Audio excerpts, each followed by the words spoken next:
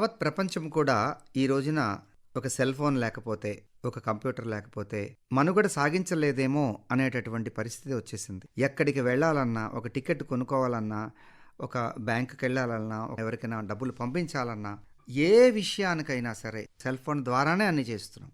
అలాగే కంప్యూటర్ ద్వారానే అన్నీ చేస్తున్నాం. మరి ఇంతగా ఈ సెల్ ఫోన్ల మీద, కంప్యూటర్ల మీద మనము ఆధారపడినటువంటి ఈ నేపథ్యంలో యావత్ ప్రపంచము కూడా దాని వెనకాలే ఒక నీడలాగా పొంచి వస్తున్నటువంటి ఒక ప్రమాదాన్ని ఎదుర్కొంటోంది. ఆ ప్రమాదాన్ని చాలామంది ఎక్స్పర్ట్స్ అందరూ కూడా సైబర్ క్రైమ్స్ అని చెప్తున్నారు. సైబర్ సెక్యూరిటీ లేకపోవటం అంటున్నారు. కాబట్టి అతి ముఖ్యమైనటువంటి ఈ విషయం గురించి ఒక ధారావాహికగా ప్రసంగాలు ప్రసారం చేయాలని చెప్పి పరిచయాలతో కూడినటువంటి ఈ కార్యక్రమాన్ని మీ ముందు ఉంచబోతున్నాం. సైబర్ నేరాలు, సైబర్ భద్రత అనేటటువంటి అంశం గురించి డాక్టర్ సివి కృష్ణవేణి గారు, వీరు computer science faculty, expert in this computer science. నమస్కారం అండి. నమస్కారం అండి. కృష్ణవేణి గారు, ఇది చాలా పెద్ద సబ్జెక్టు, ప్రజలందరికీ కూడా ఇప్పుడు ఇది అవసరమైనటువంటి సబ్జెక్టు. మరి అందుకనే ఈ సైబర్ నేరాలు, సైబర్ భద్రత అనేటటువంటి ఈ అంశం గురించి మీతో మాట్లాడాలనుకొని మేము ఈ కార్యక్రమాన్ని మొదలు పెడుతున్నాం. ముఖ్యంగా మొదటిగా మా శ్రోతలకు చెప్పండి, అసలు ఈ సైబర్ నేరము అంటే ఏంటి? నేరం అంటే అందరికీ తెలుసు, సైబర్ నేరం ఏంటి? నేరం అంటే మాన్యువల్గా డైరెక్ట్గా ఒక మనిషి నుంచి డబ్బులు దొంగిలించడం కానీ, ఒక మనుషుల్ని మోసం చేయడం కానీ అలా జరిగేదాన్ని నేరం అంటాం.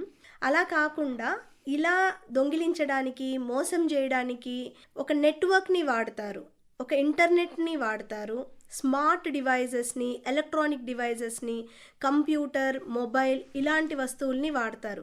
అలా వాడుతూ ఎవరినైనా మోసం చేయడాన్ని కానీ, ఏదన్నా నేరం చేయడం కానీ చేస్తే దాన్ని సైబర్ నేరము అంటారు.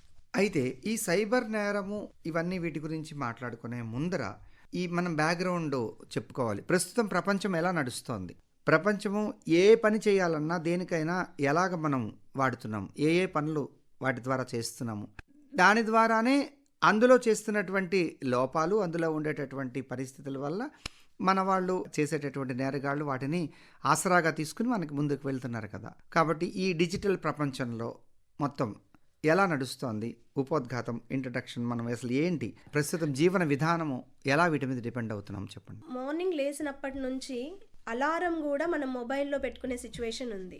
రైట్ ఫ్రమ్ దేర్ మనకి యూసేజ్ ఆఫ్ ఎలక్ట్రానిక్ డివైస్ అనేది స్టార్ట్ అవుతుంది. సో ఆ స్మార్ట్ ఫోన్కి ఇంటర్నెట్ కనెక్టివిటీ ఉంది. ఇంకొకటి, మనం ఎంటర్టైన్మెంట్ కోసము, న్యూస్ కోసము, జనరల్ నాలెడ్జ్ కోసము టీవీ యూస్ చేస్తున్నాం. ఇప్పుడు స్మార్ట్ ఫోన్ అని కొత్త కాన్సెప్ట్ వచ్చింది, దానికి కూడాను ఇంటర్నెట్ యూస్ చేస్తున్నాం.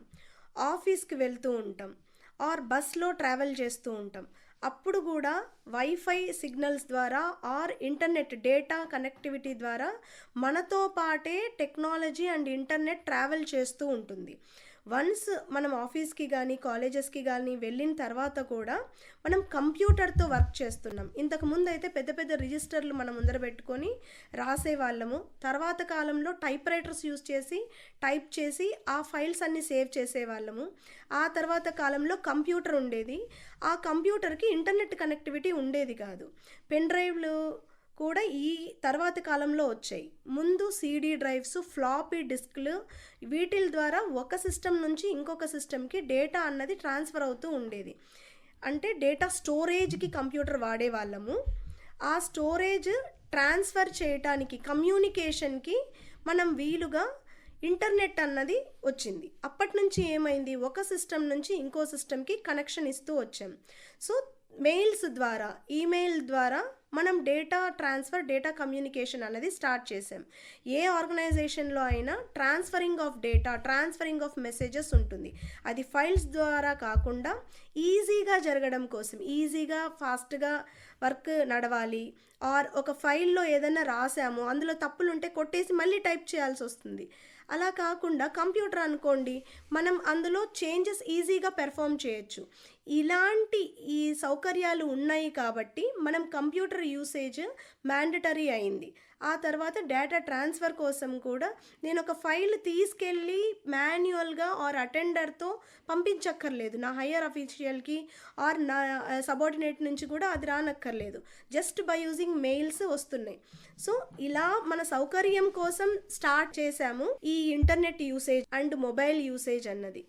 సో అవి రాను రాను టెక్నాలజీ అండ్ ఇంటర్నెట్ మన లైఫ్ స్టైల్లో ఒక భాగం అయిపోయింది. ఆఫీసెస్ పర్పస్ కోసమే కాదు కదా, మన పర్సనల్ డేటా కూడా మనం కంప్యూటర్స్లో సేవ్ చేసుకుంటున్నాము, గూగుల్ డ్రైవ్లో సేవ్ చేసుకుంటున్నాము, పాస్వర్డ్స్ అలాంటివి కూడా యూస్ చేసి మన డేటాని అక్కడ సేవ్ చేసుకునే అలవాటు వచ్చింది. మనం కూడా ఫైల్స్ లాగా రాసి సేవ్ చేసుకునే రోజులు మారాయి. So technology has become a part of our life అని చెప్పొచ్చు ఈ కాలం. ఇంకా ఒక సినిమా టికెట్లు కొనుక్కోవడానికి అయితేనేమి, ఒక ఎయిర్ ట్రావెల్కి అయితేనేమి, టూరిస్ట్ డెస్టినేషన్స్కి వెళ్ళడానికి అయితేనేమి, అలా ప్రతిదానికి ఇక కంప్యూటర్ మీదే నడవాలి అంతా కూడా. ఇప్పుడు ఈ కంప్యూటర్లు కేవలం ఒక ఆఫీసులో ఒక పక్కన కొంతమందికి పరిచయం కాకుండా ఒకదానికి యావత్ ప్రపంచము కూడా ఇప్పుడు కనెక్ట్ అయిపోయింది. ఇదంతా కూడా ఇంటర్నెట్ ద్వారా వచ్చింది. మరి ఇలా ఇంటర్నెట్ ద్వారా ఇంత విస్తృతంగా అన్ని అలా కాబట్టి షాపింగ్ కూడా ఇప్పుడు మనకి ఆన్లైన్ షాపింగ్ చాలా చాలా ఎక్కువైంది. అవును, అమెజాన్, ఫ్లిప్కార్ట్ ఇలా ఏదైనా సరే స్వయంగా మనమే వెళ్ళి కొనుక్కునే బదులు ఆన్లైన్ షాపింగ్ ప్రిఫర్ చేస్తూ ఉంటాం. అంటే ఈ కామర్స్ ఒక వెబ్సైట్లోకి వెళ్ళి పేమెంట్, అక్కడ ఫైనాన్షియల్ ట్రాన్సాక్షన్ జరుగుతుంది, మనకు కావాల్సిన ప్రోడక్ట్ పర్చేస్ చేస్తాం, అంటే అక్కడ కూడా మన డీటెయిల్స్ అన్నీ ఇస్తున్నాం ఒక వెబ్సైట్లోకి. సో ఈ రకంగా ప్రతి విషయంలోనూ మనము కంప్యూటర్లు, సెల్ ఫోన్స్ ఎంత సులభంగా వీలైతే అంత సులభంగా రోజు రోజుకి సుఖం పెరుగుతోంది. మరి ఇటువంటి నేపథ్యంలోనే ఈ సైబర్ నేరాలు అనేటటువంటి మాట కూడా వచ్చింది. ఏమిటి సైబర్ నేరాలు, ఏం చేస్తారు, ఎలా చేస్తారు? ముందుగా నేను చెప్పినట్లు ఓన్లీ ఇన్ఫర్మేషన్ ట్రాన్స్ఫర్ కోసం ఇంటర్నెట్ ఈమెయిల్స్కి వాడేవాళ్ళం. ఆ తర్వాత వెబ్సైట్స్ వాడాము. మనం అనుకున్నట్లు Amazon, Flipkart, online shopping, movie ticket purchase ఇలాంటివన్నీ కూడాను నడుస్తున్నాయి. తర్వాత మొబైల్ యాప్స్ అన్నవి వచ్చాయి. ఇలాగ యూసేజ్ పెరిగే కొద్దీ నెట్వర్క్ పెరిగింది. సో మన యాక్సెస్ థర్డ్ పార్టీ, ఒక అన్ఆథరైజ్డ్ పర్సన్ దాన్ని తీసుకోవడానికి వీలు కలిగింది. ప్రతి ట్రాన్సాక్షన్ కూడా మనం ఆన్లైన్ ద్వారా చేయటం వల్ల ఆ కమ్యూనికేషన్ ఛానల్ని ఈ దొంగలు ఎవరైతే ఉంటారో, ఈ నేరాలు చేసేవాళ్ళు, వాళ్ళు ఆ డేటాని క్యాప్చర్ చేసి మిస్యూజ్ చేస్తారు. దీన్నే సైబర్ నేరాలు అంటారు. నేను మొదట్లో అనుకునేవాడిని, తీసుకొని ఇప్పుడు నా పేరు తీసుకుంటే ఏమవుతుంది, నా ఫోన్ నెంబర్ తీసుకుంటే ఏమవుతుంది, ఏం చేసుకుంటారు దాంతో అనుకునేవాడిని. కానీ దానికి చాలా పెద్ద డేటా బ్రీచ్ అని కూడా ఆ మధ్యకాలంలో కొంతకాలం అంటుండేవాళ్ళు. ఏం చేస్తారు ఈ డేటా తీసుకుని అనే అనుకునేవాడిని. బట్ ఈ మధ్య కాలంలో చూస్తుంటే చాలా పెద్ద దీని వెనకాల నెట్వర్క్ అది ఉన్నది అనేది. ఏమిటి డేటా తీసుకోవడం ఏంటి, మన ఫోన్ నెంబర్ తీసుకోవడం ద్వారా, లేకపోతే మన పేరు తీసుకోవడం ద్వారా, లేదా ఒక మన ఈమెయిల్ తీసుకోవడం ద్వారా వాళ్ళు ఎలా చేయగలుగుతారు, ఏం చేస్తారు? సో యాక్చువల్లీ మన డీటెయిల్స్ వేరే వాళ్ళకి తెలిస్తే వాళ్ళు మనకి ఏదైనా హార్మ్ చేస్తారు, మన నుంచి ఏదైనా స్టీల్ చేసుకుంటారు. ఫర్ ఎగ్జాంపుల్ మన ఫోన్ నంబర్, అడ్రస్, నేమ్, మన ఈ డీటెయిల్స్ వాళ్ళకి తెలుసు అనుకుందాం. తెలిస్తే ఒక స్కామ్ జరిగింది ఈ మధ్యకాలంలో, ఆన్లైన్ పార్సల్ స్కామ్ అని. అదేంటంటే ఒక పార్సల్ పంపిస్తారు, మన డీటెయిల్స్, బేసిక్ డీటెయిల్స్ తెలుసు కాబట్టి వాళ్ళు ఆ పార్సల్ పైన రాస్తారు, మన అడ్రస్, నేమ్ అన్నీ రాసి పంపించి మీకు పలానా పార్సల్ వచ్చిందండి అని చెప్తారు. మనము లేదు, నేనేమి ఆర్డర్ పెట్టుకోలేదు, నాకు ఏ పార్సల్ రాలేదనే చెప్తాం. అయితే వాళ్ళు బై మిస్టేక్ ఏమన్నా వచ్చిందేమో, మీరు క్యాన్సిల్ చేసుకోవచ్చు దీన్ని అని చెప్తారు. సో క్యాన్సిల్ చేసుకోవాలంటే మీ మొబైల్ నంబర్కి ఒక ఓటీపీ వస్తుంది, ఆ ఓటీపీ మాకు చెప్పండి అని చెప్తారు. సో ఇలా వాళ్ళు దాన్ని మిస్యూజ్ చేసుకోవచ్చు. ఆ ఓటీపీ చెప్పడం ద్వారా ఏం చేస్తారు? ఆ ఓటీపీ తెలుసుకున్న తర్వాత మన మొబైల్ హ్యాక్ అవుతుంది, అంటే వాళ్ళ చేతుల్లోకి వెళ్ళిపోతుంది. మనకొచ్చే కాల్స్, మనకొచ్చే మెసేజెస్ వాళ్ళకి ఫార్వర్డ్ అయ్యే అవకాశం ఉంది. సో అలాగైనా చేయొచ్చు. ఇంకొక ఫ్రాడ్ ఏం చేయొచ్చు అంటే, మన బ్యాంక్ డీటెయిల్స్తో కనెక్ట్ అయ్యి ఉంటే, Aadhaar card, email ID, mobile number, bank account details, ఈ ఓటీపీ ఒక్కటి వాళ్ళకి ఇవ్వడం వల్ల మన బ్యాంక్ అకౌంట్లోని అమౌంట్, బ్యాలెన్స్ తీసుకునే అవకాశాలు ఉన్నాయి. మరి పాస్వర్డ్ వాళ్ళకి తెలియదు కదా. పాస్వర్డ్ అక్కర్లేదు, వన్ టైం పాస్వర్డ్, ఆ పాస్వర్డే ఇది. ఓటీపీ అంటేనే వన్ టైం పాస్వర్డ్. కాబట్టి వాళ్ళు మనమే అనుకొని వీరా కాదా అని చెప్పి బ్యాంక్ వాళ్ళు మనకు ఒకటి పంపిస్తారు, ఒక ఓటీపీ. అథెంటికేషన్ కోసం పంపిస్తారు. మనమే అని ప్రూవ్ చేసుకున్నట్టు మనం ఓటీపీ ఇస్తే నేనే ఆ ట్రాన్సాక్షన్ జరుపుతున్నాను అని బ్యాంక్ వాళ్ళకి అర్థమవుతుంది. సో ఓటీపీ అందుకే చాలా కేర్ఫుల్గా వాడాలి, ఎవరికి ఇవ్వకూడదు అన్ఆథరైజ్డ్ పర్సన్స్కి.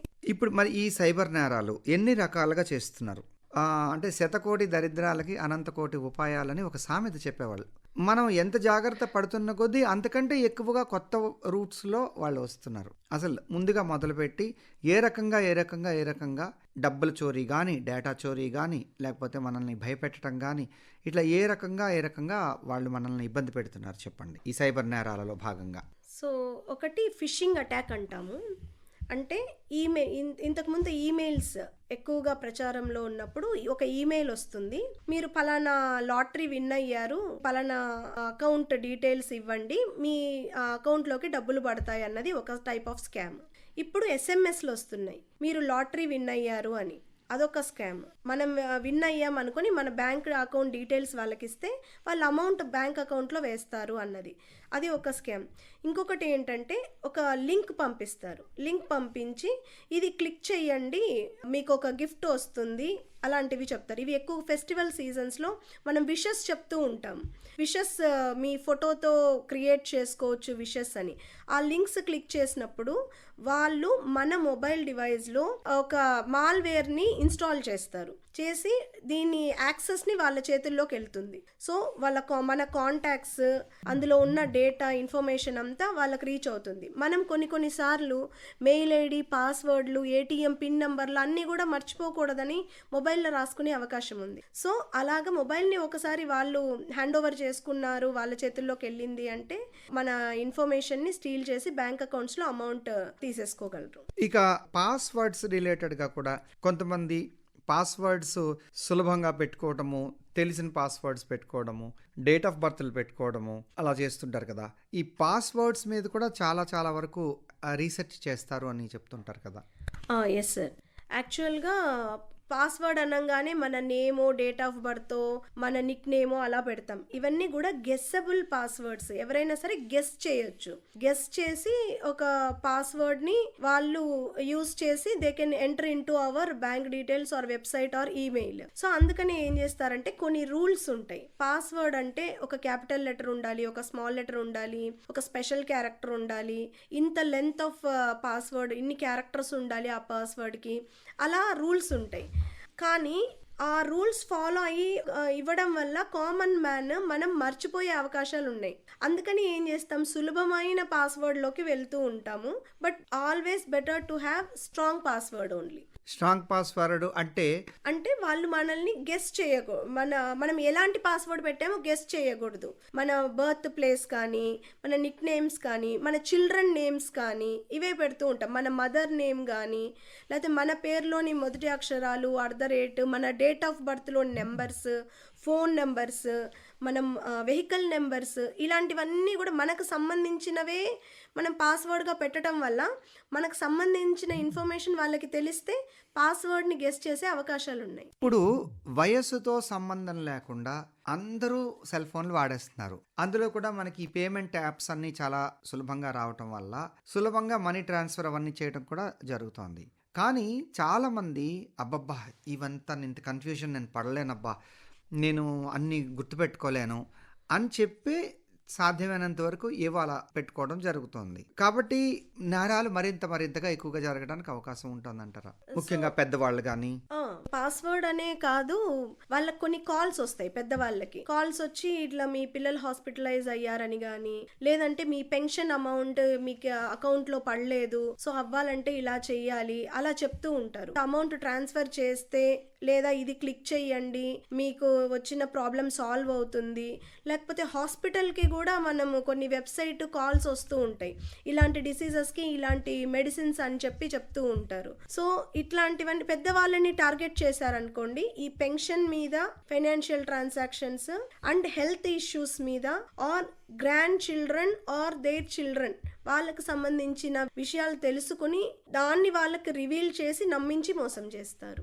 కాబట్టి ఎంత సౌలభ్యం ఉన్నదో అంతగానే మనము ఇబ్బంది పడుతున్నాం. మరి అలాంటప్పుడు ప్రతి కోణంలోనూ జాగ్రత్తలు తీసుకోవాలి. అంటే మీరు అనుకునేటది ఇందాక స్ట్రాంగ్ పాస్వర్డ్ అన్నారు. ఆ స్ట్రాంగ్ పాస్వర్డ్ పెట్టుకుని మళ్ళీ అది వాళ్ళు మర్చిపోయి మళ్ళీ అవసరానికి వాళ్ళు అది చేయలేక అలా జరుగుతుంటాయి కదా, దానికి ఏం చేయాలి? సో యాక్చువల్గా ఏంటంటే ఒకే పాస్వర్డ్ మల్టిపుల్ ఇష్యూస్కి, మల్టిపుల్ వెబ్సైట్స్కి కూడా వాడకూడదు. ఎందుకంటే ఒక వెబ్సైట్ డేటా బ్రీచ్ అయింది అనుకోండి, వాళ్ళ చేతుల్లోకి వెళ్ళిపోయింది అనుకోండి, మన పాస్వర్డ్ అదర్ వెబ్సైట్స్కి ఆర్ మెయిల్ ఐడీస్కి ఎలా వాడుతున్నామో తెలిసిపోతుంది. అక్కడ కూడా ఏంటంటే ఈ కంప్యూటర్ నాలెడ్జ్ కానీ ఈ సైబర్ రిలేటెడ్ నాలెడ్జ్ లేకుండా మనం వీటన్నిటిని వాడేస్తున్నాం. ఏముంది తెలిస్తే నా మెయిల్ ఐడి అనుకుంటాం, కానీ ఈ మెయిల్ ఐడి ఎన్నో దానికి లింక్ అయి ఉంటుంది కదా అనే విషయం. ఈ లింక్ అనేటటువంటి విషయం దాని గురించి చెప్పండి. అంటే ఆధార్కి లింక్ అయి ఉంటుంది, ఈ ఆధార్ మళ్ళీ పాన్ నంబర్కి లింక్ అయి ఉంటుంది, ఈ పాన్ నంబరు ఆధారు బ్యాంక్ అకౌంట్కి లింక్ అయి ఉంటాయి కదా. ఇవన్నీ లింక్ చేయడానికి ముఖ్య ఉద్దేశం ఏంటంటే అథెంటిసిటీ కోసం. కేవైసీ అంటుంటారు కదా, ఈ కేవైసీ నో యువర్ కస్టమర్ అని. సో ఏంటంటే బీయింగ్ ఏ బ్యాంక్ ఆర్గనైజేషన్, వాళ్ళు మనము కరెక్ట్ కస్టమరా కాదా, కరెక్ట్ ఫోన్ నెంబర్కి ఆ ఇన్ఫర్మేషన్ వెళ్తోందా లేదా, ఆర్ అప్డేట్స్ ఏమన్నా ఈమెయిల్కి పంపిస్తున్నామా లేదా అని, ఈ అడ్రస్ ఆల్సో. అందుకనేసి ఇంటర్లింక్ చేస్తూ ఉంటారు. Main reason is authenticity. ఏదైనా ఆర్గనైజేషన్ మనల్ని ఈ డీటెయిల్స్ అన్నీ అడుగుతోందంటే ఈ mobile number, mail ID, Aadhaar card, pan number అన్నీ కూడా ఈ పర్సన్కి సంబంధించింది అన్న అథెంటిసిటీ కోసం. సో అలాగని మనం లింకప్ చేసి వాళ్ళకి ఇస్తాము, కానీ ఒక్కటి తెలియడం వల్ల ఆ లింక్స్ ఉండటం వల్ల మిగతావి కూడా తెలుసుకునే అవకాశం ఈ ఇంట్రూడర్స్కి ఉంటుంది. ధన్యవాదాలండి డాక్టర్ సివి కృష్ణవేణి గారు. అయితే ఈ ధారావాహికలో మనం ఇంకా అనేకమైన విషయాలు శ్రోతలతో పంచుకుందాం. ఎందుకంటే వాళ్ళు జాగ్రత్తగా ఉండి ఇవన్నీ తెలుసుకోవడం ద్వారా వాళ్ళు మళ్ళీ ఇలాంటి ప్రాబ్లమ్స్లోకి వెళ్లకుండా ఉంటారని చెప్పి ఆశతో మనం ఈ ధారావాహికని ప్రారంభించాం. సమయాభావం వల్ల ఈరోజు ఇక్కడితో మనం ముగిస్తున్నాం. తిరిగి వచ్చే కార్యక్రమంలో మరిన్ని విషయాలతో కలుసుకుందాం. ధన్యవాదాలు. నమస్కారం. నమస్కారం.